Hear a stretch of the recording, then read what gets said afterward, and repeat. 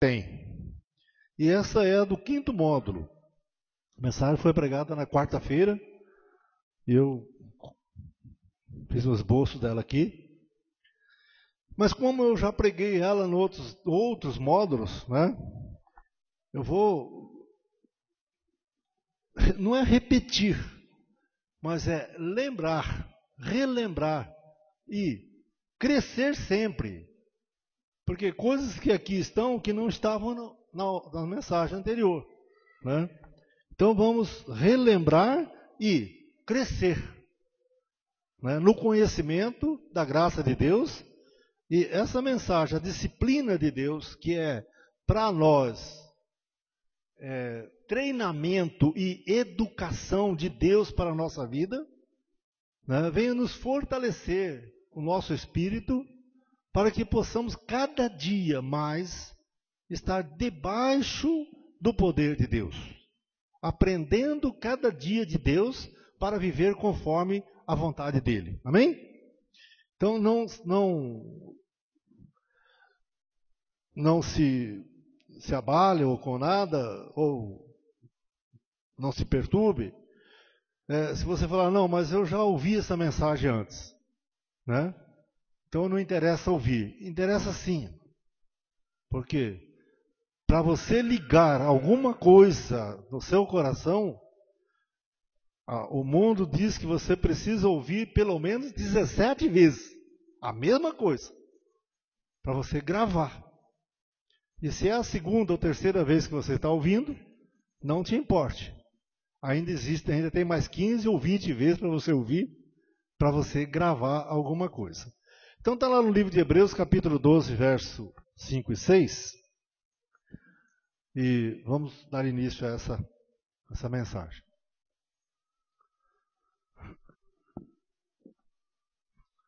Se já vos esqueceste da exortação que vos admoesta como a filhos, filho meu, não despreze a correção do Senhor, nem te desanimes quando por ele és repreendido. 6. Pois o Senhor corrige ao que ama e açoita a todo o que recebe por filho. Então, amado, é como um pai que está educando seu filho e por vezes precisa dar alguma chicotada, né? Porque se você está ensinando, está corrigindo, está admoestando, e a criança não está respeitando, não está entendendo, está fazendo de esquecida, né? Aí você dá um cheguinha nela, né? Uma palmadinha, ela aprende. Quando o pai falar, a mãe falar, eu tenho que ouvir, porque senão vem uma disciplina, vem uma correção, né? E até ficar uns 5 minutos lá encostado na parede, chorando, por causa de um castigo. Deus corrige aqueles que ele ama. E se o pai corrige o filho, é porque ama o filho. Porque se não for assim, é o que acontece pelo mundo, né? Não corrige o filho, deixa o filho fazer o que quer, e quando ele cresce um pouquinho, ele vai continuar fazendo o que quer, e o pai já não tem mais condição de frear. Então é necessário que aprendamos essa lição, né? E Gálatas capítulo 6, verso 7, vamos em frente. Não vos enganei, Deus não se deixe escarnecer, pois tudo que o homem semear, isso também se fará. Então, amado, se nós endurecemos nosso coração por Deus, em Deus, nós vamos colher aquilo que nós estamos semeando, né? Se você não obedece à disciplina de Deus, então acabamos por estar desobedecendo e sujeito a alguma correção. Quero saudar a irmã Elaine, que está online, em nome de Jesus, abençoada. seja bem-vindo a este culto, receba essa instrução, tome para você esta mensagem, este culto, em nome de Jesus. Você é abençoada do Senhor. Graça e paz para você. Então, amado, a disciplina vem do grego como paideó, que quer dizer educar e treinar. Paideó quer dizer educar, treinar a pessoa, para que ela possa estar apta a estar sempre ouvindo, treinar as pessoas a ouvir Deus. Essa é a palavra paideó, do grego. Deus garante a todos os seus filhos e proverá este cuidado. Se a pessoa faz o que quer e não é disciplinado, então mostra que não é filho, e sim bastardo. Porque o filho legítimo mora ao lado, na mesma casa, com o filho ilegítimo. O filho legítimo, o pai corrige, educa, treina, esforça. Mas o que é filho bastardo de outro, ele não corrige, não educa. Faz o que quer e o pai não disciplina. Por quê? Porque não é filho, é bastardo. Não fica em casa para sempre. Não tem direito à herança. Não tem direito aos bens da família. Então não é do meio, é um bastardo. Então quando vemos, às vezes, pessoas que fazem o que quer e o que não quer, e não é corrigido, não sofre nenhum problema, nenhum mal, não tem nenhum agravante, está numa boa, está tudo bem.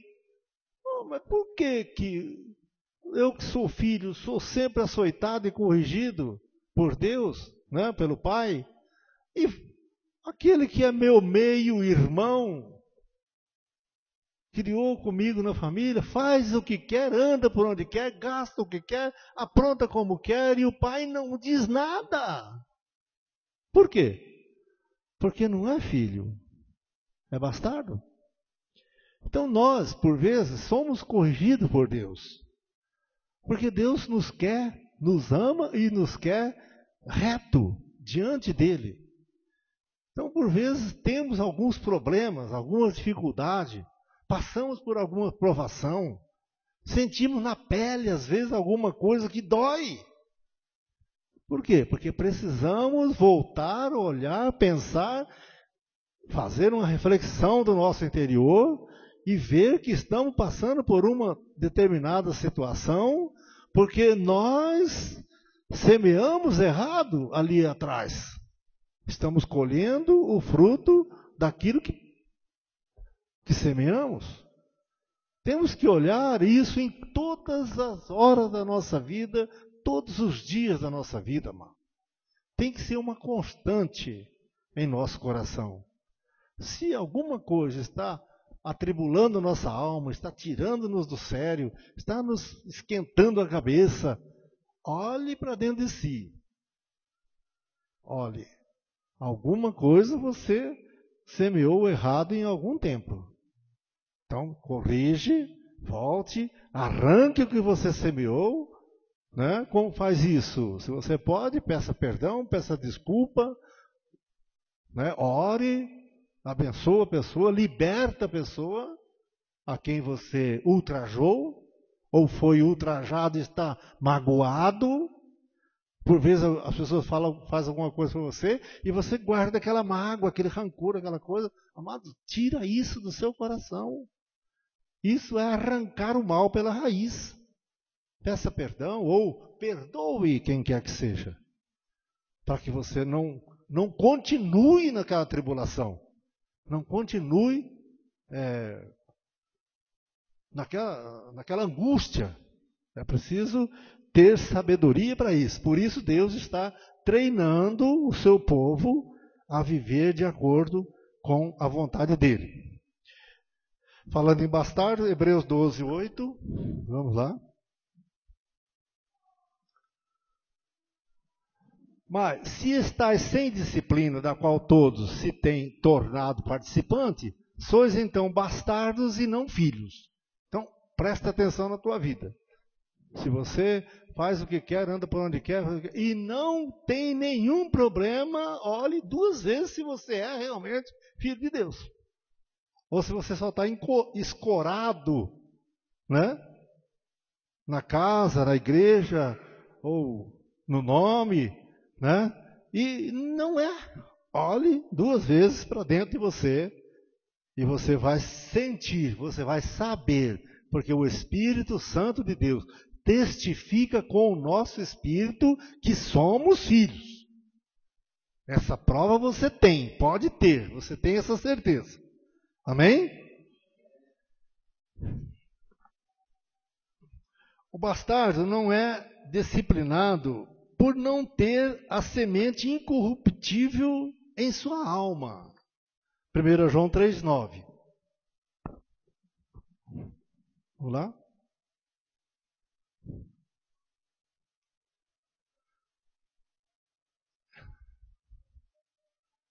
Achou?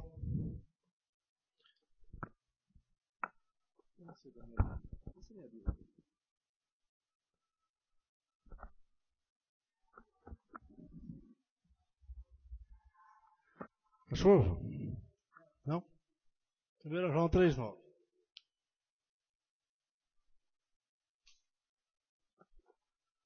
Eu estou só o cabelo.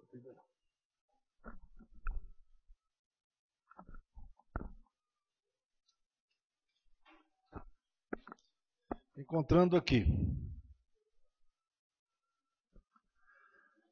Aquele que é nascido de Deus não vive na prática do pecado, porque a semente de Deus permanece nele e não pode continuar pecando porque é nascido de Deus. Então, aquele que é nascido de Deus tem a semente de Deus. Aquele que é bastardo, ele não tem essa semente em si. A carne se opõe na vida do crente, mas o espírito também se opõe à carne, especialmente se o crente é educado na doutrina da graça, que é o que fortalece o seu espírito. Romanos 8, 11 e depois Gálatas 5, 17. Romanos 8, 11. E se o espírito daquele que dos mortos ressuscitou a Jesus habita em vós, aquele que dos mortos ressuscitou a Cristo Jesus, há de vivificar também os vossos corpos mortais, pelo seu Espírito que em vós habita. Então, o Espírito de Deus que habita em vós vai te fortalecer, vai fortalecer o seu espírito para você vencer toda a concupiscência da carne, para fortalecer a sua carne, para que a sua carne não tenha vitória sobre você. Tua carne não pode se vangloriar de ter te derrotado, porque o que a carne quer na vida do cristão é derrotá-lo. Quer levá-lo ao opróbrio, à vergonha, à doença, à morte, à desgraça. O que a nossa carne quer é tirar-nos do Espírito de Deus.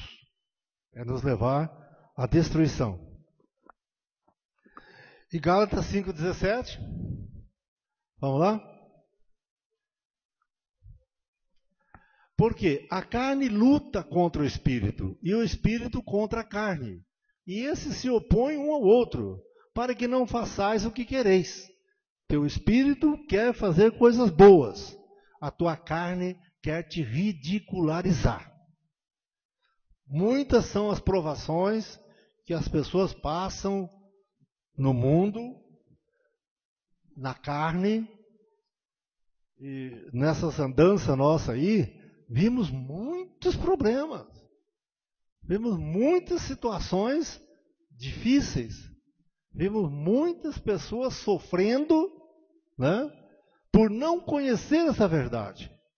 Por não conhecer o que a palavra de Deus diz. É filho, tem fé, é uma pessoa de Deus, mas não tem conhecimento da verdade. E sofre, amado. Está sofrendo correção de Deus a todo instante. Deus está batendo, e ela não se toca. Ela não toma uma posição. Ela tem tradições humanas, carnais, e querem continuar fazendo a obra da carne. E a carne sempre está derrotando o espírito.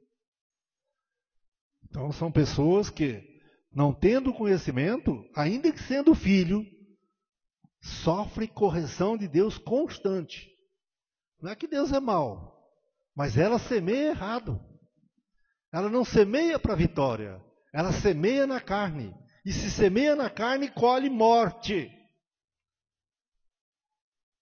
Pessoas que ficaram 15, 20 anos deitadas na cama e sendo manipulada por outra pessoa, né? E em outras situações, mas mais ou menos igual. Mas são pessoas, são filhos de Deus. Vão ser salvos? Vão. Como? Pelo fogo. O fogo está ardendo, o fogo está queimando, né? E elas não se tocam, não conseguem ver além da ponta do nariz com relação a Deus. Vive o que os olhos enxergam, querem aquilo que os olhos veem. E nós não vivemos pelo que vemos, vivemos por fé e por graça. Amém? E isso nos faz vitoriosos, isso nos fortalece, isso fortalece o nosso espírito. E quando o nosso espírito luta contra a nossa carne, o nosso espírito vence. Por isso somos vencedores. Amém? Nós não vencemos na carne, mas vencemos com o espírito as obras da carne. Continuando. E os bastardos? Quem são os bastardos? Vamos lá. Judas 3, 4 e 19. 3. Amados, quando eu empregava toda a diligência para escrever-vos acerca da salvação, que nos é comum, senti a necessidade de vos escrever, exortando-vos a pelejar pela fé, que uma vez para sempre foi entregue aos santos. 4. Porque se introduziram furtivamente certos homens que desde há muito tempo estavam destinados para esse juízo, homens ímpios que convertem em dissolução a graça de nosso Deus e negam o nosso único e soberano Senhor Jesus Cristo. 19. Estes são os que causam divisões, são sensuais e não têm o Espírito. Então, Judas, quando estava escrevendo, Judas, meio-irmão de Jesus, né? Filho da mesma mãe, filho de Maria, né? Da mesma mãe. Ele escrevendo, ele disse, olha, a salvação dos filhos de Deus é comum. É para todos os filhos. Nenhuma das ovelhas de Cristo se perde. Jesus vai arrebanhar todas as tuas ovelhas, estará levando as tuas ovelhas, juntando as tuas ovelhas, como junta o trigo e recolhendo no seu celeiro. Mas, ele disse, olha, batalhe pela fé que foi dada aos santos. Quem foram os santos? Os apóstolos. Né? Os santos são os apóstolos que viveram no passado, ainda que andaram com Cristo. Ele diz, foi dado uma fé para vencer. Por quê? Porque a tribulação que o mundo impõe sobre os filhos de Deus é muito grande, amado. São potestades poderosas, são principados do mal, são hostes espirituais da maldade nas regiões celestes, que batalham constantemente contra nós. Elas não estão interessadas no que o mundo está fazendo, se está jogando, se está matando, se está roubando, se está adulterando, se está prostituindo, se está corrompendo. Essas potestades não estão nem aí para esse povo. Mas elas estão de olho naqueles que vão herdar a salvação. E se elas puderem botar fogo na sua vida, te levar à morte, te botar um câncer no seu corpo, te botar um negócio qualquer na sua cabeça, para você ficar louco, te tirar o dinheiro que você ganha no seu salário para você viver na miséria, elas não pensam duas vezes para te deixar na miséria. Por isso Judas escreveu: batalhe pela fé, pelo conhecimento, por conhecer a verdade, e a verdade te liberta. Amém? Anjos de Deus estão ministrando em nosso favor. Mas quando é que eles ministram em nosso favor? Quando nós temos o conhecimento da verdade. Quando nós dizemos: Senhor, coloque anjo ao meu lado para batalhar a minha luta, para vencer a minha batalha, para me livrar das tentações, das provações. Põe anjo do meu lado para que eu não adquira uma doença, um mal. Praga alguma chega à tua casa, nem peste, nem mortandade, nem nada pode chegar a você se você tiver o conhecimento da verdade. Agora, se você não tem, ou se tem e não usa, o mal te pega. Com certeza. São potestades de grande poder, amado. Não pense você que Jesus veio e aniquilou as obras de Satanás, pisou na cabeça da serpente. É que ele deixou de tentar. Ele não deixou. Ele não pode te possuir. Ele não pode entrar no teu corpo. Isso ele não pode fazer. Por quê? Porque o teu corpo está completo. Tem o Espírito de Deus. Mas ele pode te instigar o tempo inteiro jogando dardos inflamados para que você enfraqueça, para que você não busque a Deus, para que você perca a unção de Deus, para que você perca aquilo que Deus te colocou. Colocou em você. Te deu de graça. Salvação, paz, vida com abundância. Deus te imputou isso quando você estava sendo gerado no ventre da tua mãe. Para você viver uma vida abençoada nessa terra. Mas se você segue tradições de homens, coisas humanas, e não tem o conhecimento dessa verdade, você está plantando para a sua carne. E vai colher morte. Câncer, um atrás do outro, irmão. A mulher morreu de câncer, o marido não tinha nada. Estava sadio, trabalhando, brincando.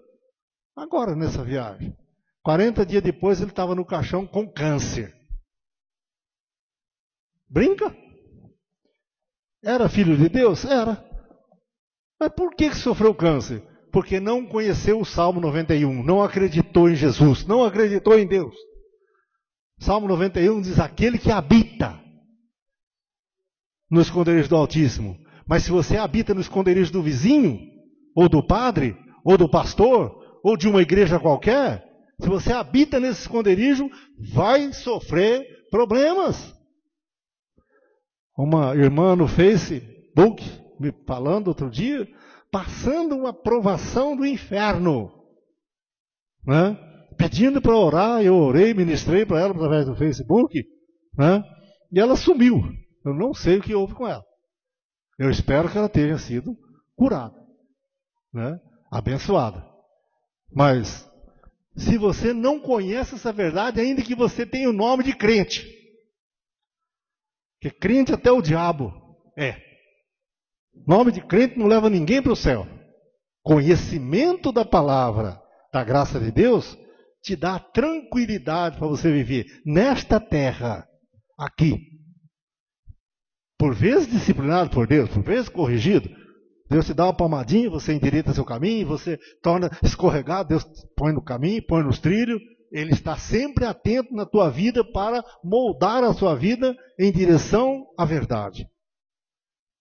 Mas se você não tem essa esse treinamento, esse ensinamento, você padece problemas sérios. 1 João 2,19 diz o seguinte: saíram dentre nós, mas não era dos nossos. Por quê? Se fosse dos nossos, teriam permanecido conosco. Mas todos eles saíram para que se manifeste que não são dos nossos. Amado, isso é verdade. Por vezes nós ministramos a mesma palavra a todas as pessoas e algumas não aceitam, não quer, acha que são superior a nós. Aquela igrejinha ali, com aquela merreca de crente, eu vou para aquela outra que tem o Aue lá, que tem 200 membros, e aquela festa, e cai o fogo, e não sei o que, e chora. Amado, isso não é conhecimento. Conhecimento é isso que eu estou passando para vocês agora. Continuando, João 17:12, diz assim: enquanto eu estava com eles, eu os guardava no teu nome que me deste. Eu os conservei e nenhum deles se perdeu, senão o filho da perdição, para que se cumprisse a Escritura.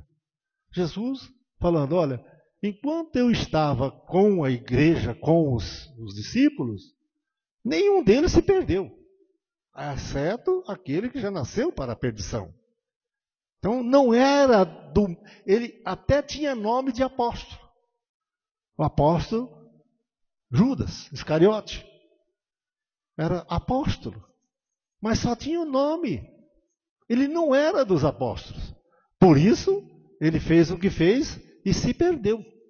Então, nós temos que saber que aqueles que não é do rebanho de Cristo não permanece, é bastardo.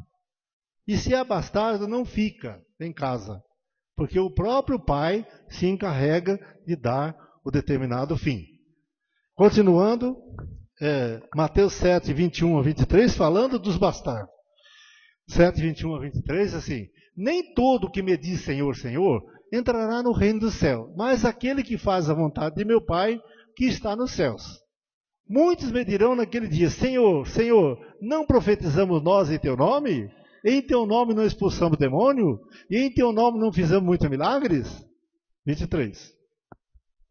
Então lhes direi claramente: nunca vos conheci. Apartai-vos de mim, vós que praticais a iniquidade. Então quem pratica a iniquidade não é de Deus, não pode entrar no reino de Deus. 2 Tessalonicenses 2,3, continuando, são os bastardos, né, que não têm o Espírito. 2,3. 2 Tessalonicenses 3,2. É que eu li daqui para lá. E para que sejamos livres de homens perversos e maus, porque a fé não é de todos. Amém? Diga, a fé não é de todos, mas é minha. Foi o Senhor que me deu o dom da fé. Amém? Então, continuando. O açoite é o último trato. É quando já a pessoa cansou Deus, zombou de Deus, fez o que fez, e Deus estava falando, Deus estava corrigindo, Deus estava guiando, e ele continuou fazendo asneira. Aí vem o açoite. E o que é o açoite? Açoite é a exposição do corpo físico da pessoa para a morte. Ah, mas era um filho de Deus, estava na igreja, era um abençoado, falava, cantava, tocava, pregava. Ah, era? Isso é o que você via. E o coração? Você não via. Ah, mas de repente tal aconteceu, o carro veio, a moto veio, não sei o quê, o trem veio, o avião caiu, e a pessoa foi embora. Mas, oh Deus, dá o lugar do seu filho, Senhor, recomendamos a alma do teu filho. Recomende. Mas a palavra de Deus diz: há pecados que é para a morte. Para esses, eu não digo que ora. Se você vê uma pessoa zombando de Deus, escarnecendo Deus, ainda que ele seja um pastor ou um pregador, pode ser o que for, pode ser um ministro, pode ser um apóstolo, pode ser o que for, se estiver zombando de Deus, amado, não se meta na vida dele. É Deus quem vai tratar com ele dessa história. Ele é um filho de Deus, um abençoado de Deus, mas Deus vai.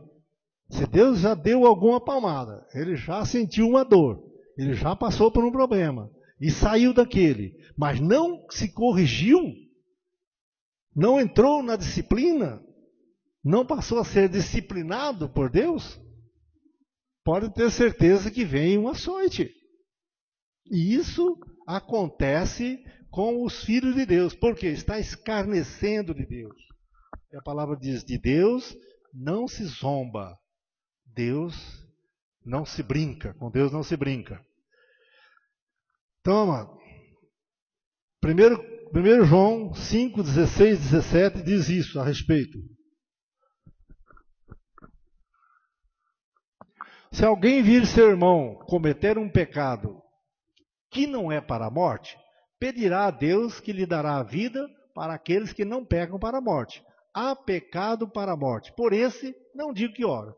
Toda injustiça é pecado. E há pecado que é para a morte.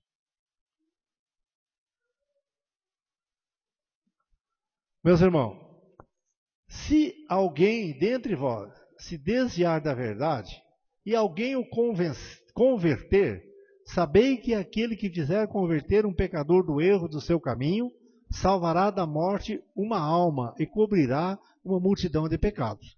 Então, nós temos a obrigação de estarmos sempre orando, intercedendo pelos filhos de Deus, pelos nossos irmãos, pela nossa família, pelos nossos familiares, né? Mas se vemos o nosso irmão fazendo coisa que está provocando a graça de Deus, está provocando a Deus, entregue ele ao juízo de Deus. Deixa Deus resolver essa situação com ele. Não incorra com o pecado do teu irmão. Não se meta, não entre de querer interceder, de escudo entre Deus e teu irmão, porque você vai sofrer com ele algum dano. Temos que ter sabedoria para fazer essas coisas. Orando a Deus para dar entendimento para nós a respeito daquela situação. Por vezes não entendemos a situação. Achamos que aquela pessoa está passando por um problema e nós devemos orar por ela. Nós devemos interceder por ela, sim. Mas segundo a vontade de Deus.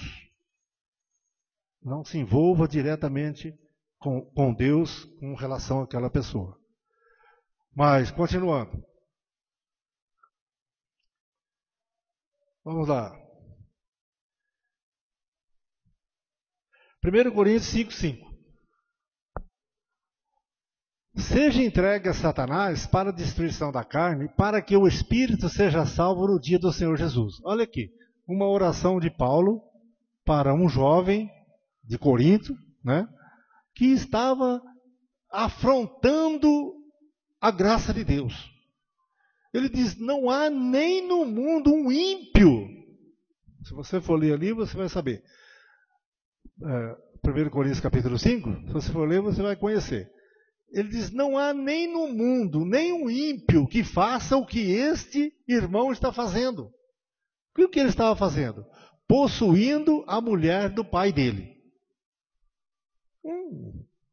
Uma imoralidade. E Paulo disse: olha, esta pessoa seja entregue a Satanás. Não ore para ele. Deixa o juízo de Deus queimar a vida dele. Entregue a Satanás para a destruição da carne, não do espírito, da carne dele. A carne dele estaria sendo manipulada, queimada, torrada, provada por Deus. Para quê? Para que o espírito seja salvo no dia da vinda do Senhor. Então, essa é um tipo de oração dizendo: Deus, toma conta daquela pessoa. A morte prematura. Ela pode ser instantânea, no caso de Ananias e Safira, em Atos dos Apóstolos 5:5. Atos dos Apóstolos 5:5. Progressiva. Vamos lá. Atos 5:5. E Ananias, ouvindo essas palavras, caiu e expirou. Grande temor veio sobre todos os que souberam disso. Ananias mentiu a Paulo. Paulo perguntou, você vendeu aquela propriedade por tanto? Ele disse, foi por tanto. Vendemos. Ele disse, por que mentiste? Não mentiste a mim, mentiste ao Espírito Santo. Ele disse, tomando aquela propriedade sua, estava no teu poder. Se vendesse, pegasse o dinheiro, fizesse o que você quisesse com ela, não tinha problema nenhum. Mas você colocou no coração, deixou o Satanás entrar no teu espírito, no teu coração, e mentiu ao Espírito Santo.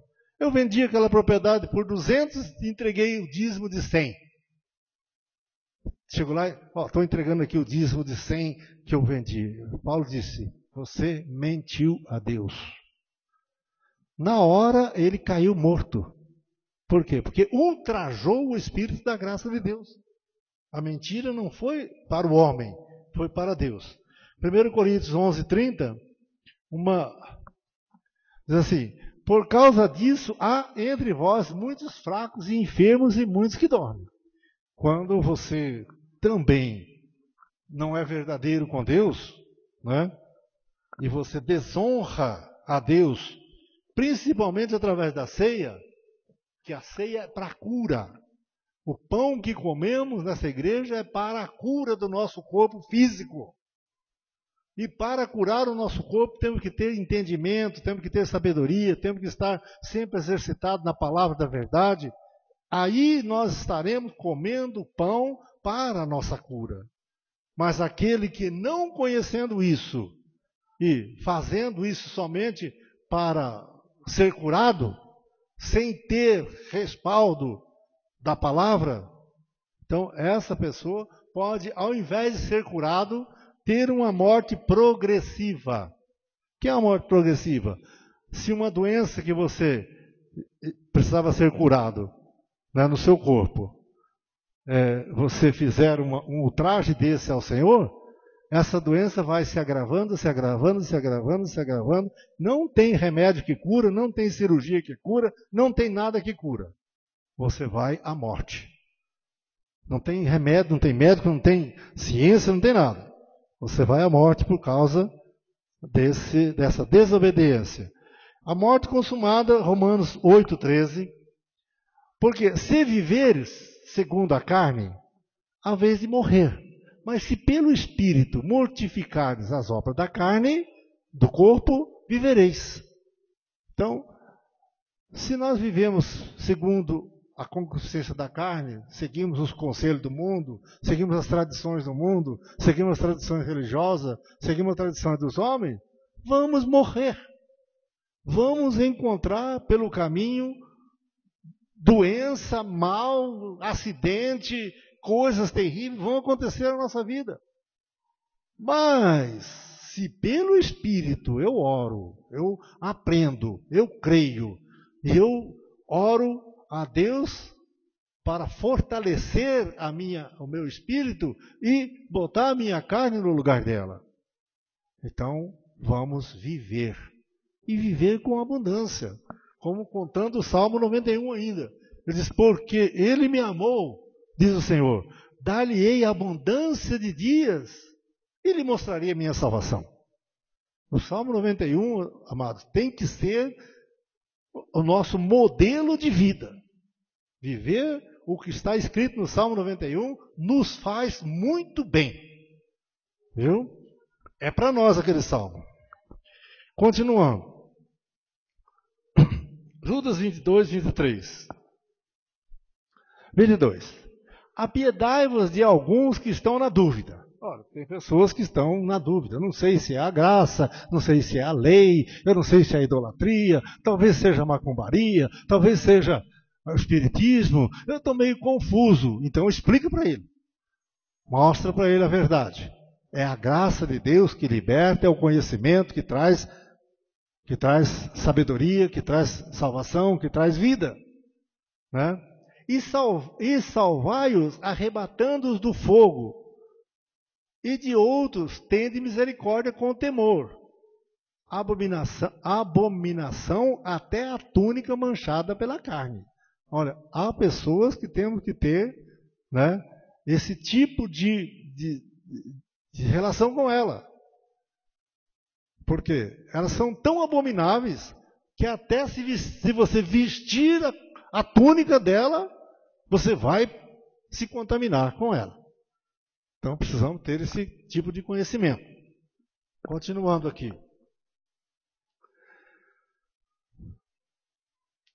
2 Coríntios 13, 5 e 1 Timóteo 4, 1. Examinai-vos a vós mesmo e permaneceis na fé. Provai-vos a vós mesmo, ou não sabeis quanto a vós mesmo que Jesus Cristo está em vós? Se não é que já estáis reprovado. Na minha Bíblia tem uma diferençazinha de entendimento, por isso que às vezes eu dou uma patinada ali, porque o que vai para a tela às vezes é diferente daquilo que eu li, eu estudei aqui. Continuando. 1 Timóteo 4. Mas o Espírito expressamente diz que, em tempos posteriores àqueles, né, são os de hoje, alguns apostatarão da fé, dando ouvidos a espíritos enganadores e a doutrina de demônios. Olha, há lugares que se dizem igreja, que se canta, que se prega, que se fala, que se ora, que fazem... E a doutrina que eles ensinam é demoníaca, é satânica, não edifica, só traz problema para a vida da pessoa. Né? Só traz problema para a vida da pessoa. E essas pessoas, ainda que sendo filhas de Deus, vão largar a igreja, vão largar a fé. Por quê? Porque essa doutrina cansa, ela enjoa. Você não aguenta o sistema. Você faz e está sempre sedento, está sempre precisando, está sempre carente de Deus, não preenche o vazio, não satisfaz a tua alma, não completa teu espírito. Essas são doutrina de demônios e espíritos enganadores. Continuando.